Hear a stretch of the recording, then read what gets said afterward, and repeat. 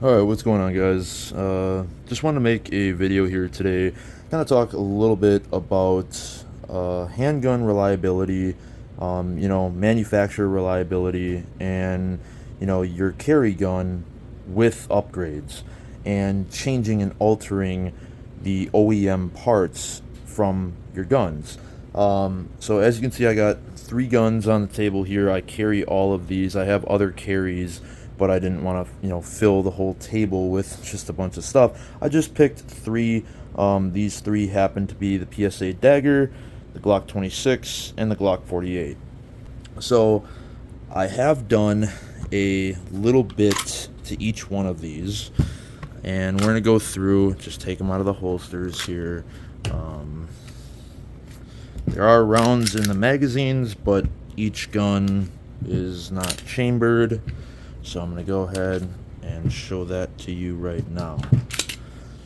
Okay, so now when a lot of people get into guns, they just think about what is the best, bang for their buck. They're not too concerned with the quality or the reliability or the track record, so on and so forth. They're just looking for the most budget friendly option for the majority of the time. Not always, but when there's a new gun owner that's getting into buying a handgun, whether they want to carry it or they want to keep it in their vehicle or just have it for a nightstand gun for home defense, most people are looking into the budget options. A few good budget options are like Taurus G2C series or the Taurus G23. But there's a lot of stuff. That's what a lot of people go to is the $300 guns or the $200 handguns. But there's a lot of stuff out there that most people don't consider. Canik is definitely a big name. You get a lot of bang for your buck there. Great quality firearm. CZ is totally under the radar for a budget gun, backed by superior reliability and ergonomics, and usability altogether. Like the P10s, you can pick those up for roughly around $300. Glock, you start to get into like the $500, price point, I guess. Glock 26, this is a Gen 4 here. This roughly goes for about $500. Same thing with this Glock 48, again, roughly in that $500 price point. That's why I wanted to bring out the Dagger, because the Dagger you can get for, a decent build. You can get it for about $250, $300 roughly, and it's going to be a lot better than the budget options that are on the market. I do have a full-length video on the PSA Dagger if you guys want to check that out on the channel. But for those of you who don't know, the PSA Dagger is basically a Gen 3 Glock clone. Since Glock lifted their patent for the Gen 3 series, there have been numerous companies who have come out and made clones that have been really close to Glock. However, the thing that I love about the Dagger is that while some of the other clones out there might accept Glock magazines, they don't necessarily accept Glock parts, other than just the magazine. Which the magazine compatibility is stellar for sure, but to be able to put a Glock trigger or Glock slide release or Glock sights, hell, you can even put a Gen 3 Glock slide on here, Glock barrel, guide rod and spring assembly, the whole 9. So that's the cool thing about the Dagger. That's why I really like the Dagger. Now, you can see that these 3 guns are obviously not stock. And I've gotten into upgrades, I've gotten into modifications, and kind of like quote-unquote kitting your gun out, as they say. Now, some upgrades are practical, some are, reasonable, and that's why I wanted to do this video, to just kind of like talk about, for those of you who are thinking about like, oh yeah, you've seen a cool looking gun in a movie that was all souped up. Maybe you just watched the new John Wick movie or something, and you see, he's got it all souped up, or you played a video game or something, and you're like, oh man, I want that. Like, that thing looks cool. Or even maybe just looking at one of these builds right here on the table, you're like, oh man, that thing looks crazy. Like, I want to get one of those. I don't want my gun to look so bland and blah blah blah blah blah. Well, number one, you got to be careful with changing too much of the OEM parts. Glock is a reliable gun. It's 100% reliable. Very, very well known for its reliability. And they were kind of the groundbreaking, handgun for the striker-fired polymer-framed platform just as a whole. And then MMP came out and started, you know, their series, that was a pretty good competitor for a long time. And now there's a bunch of other companies that are coming out. Sig Sauer is definitely up there. I mean, they just got a contract, a couple years back with military and law enforcement. Obviously, there's been a few issues with, the guns. Well, I won't get too far into it, but those who know, what I'm talking about.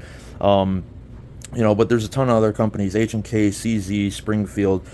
These guys are all battling for, to be competitive in the class, in the striker fired polymer frame stuff. And for the longest time, the Glock 26 was actually the most ideal concealed carry firearm on the market. It was one of the smallest, but yet still usable, for almost like a pocket pistol, not necessarily a micro compact, but a subcompact.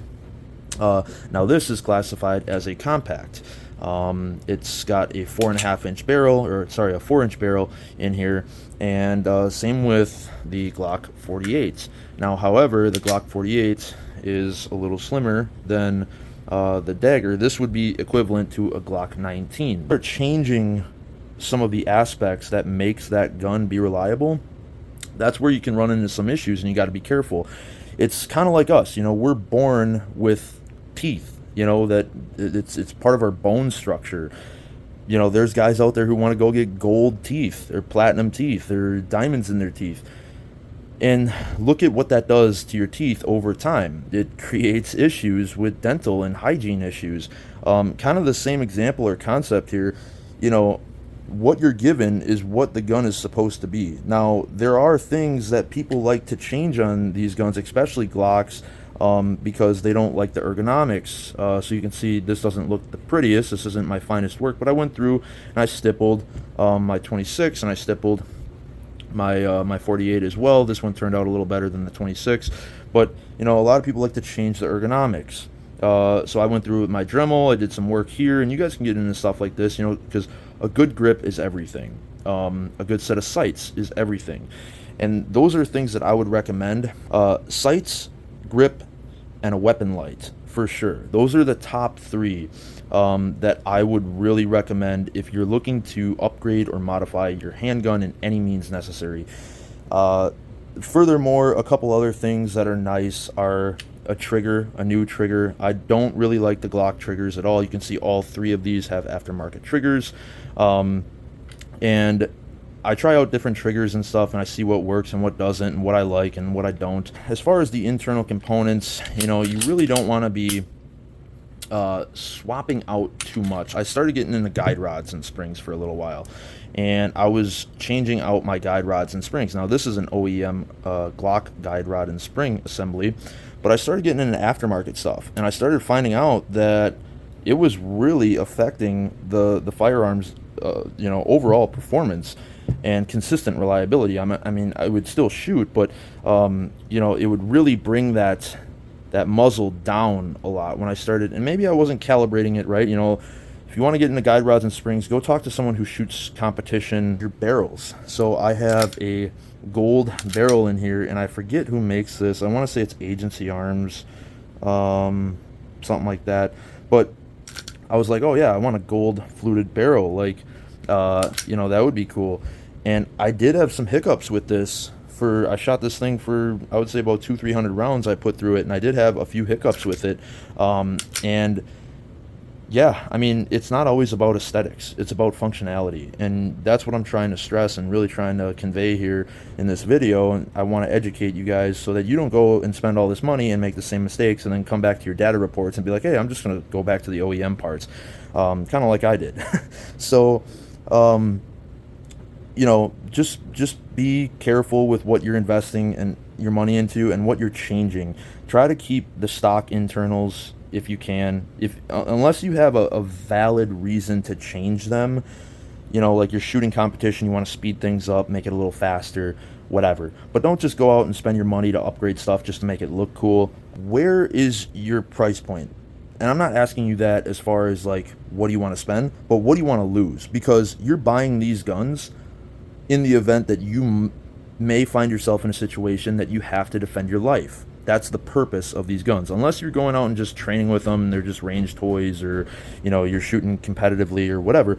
But for most people, I would say about 8 times out of 10, you're investing your money into a firearm or a handgun to protect yourself with it. That's the bottom line. And if that event happens, you have to remember that this is going to end up in an evidence locker. And whether you get it back or not is going to be up to the court and how good of an attorney you have. So, $2,000, damn near $2,000 sitting right here. Do I want to see this in an evidence locker?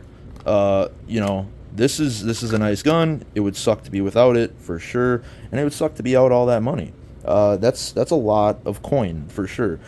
But again, we kind of talked about budget pistols, like people buying stuff for about $300, whatever. And maybe that's the way to go. If you can get yourself a dagger for about $300. Obviously I got a little bit of money into this guy here. All in, I'm about $550, and I think that is a really, really, really good middle ground, because I have a good-looking, functional gun that I can carry and that I can protect myself with, and that isn't going to break the bank if in the event that I God forbid, I hope it never happens. I've never been in that situation. And I've talked to a lot of guys that have, and God forbid, I hope I never have to use my firearm, but I want to be prepared for the event that it might. Obviously, just like all of us. But it wouldn't be that hard of a loss to take a hit on about $500 versus about $2,000. These are just things I wanted to lay out on the table and really kind of get your gears turning about, and get you guys kind of brainstorming that most people don't think about. So, as far as reliability goes, keep your guns as reliable as you can. Don't change too much. That's just the message of what I'm trying to, throw out to you guys here, is don't be so asphyxiated on getting your Glock all Gucci'd up.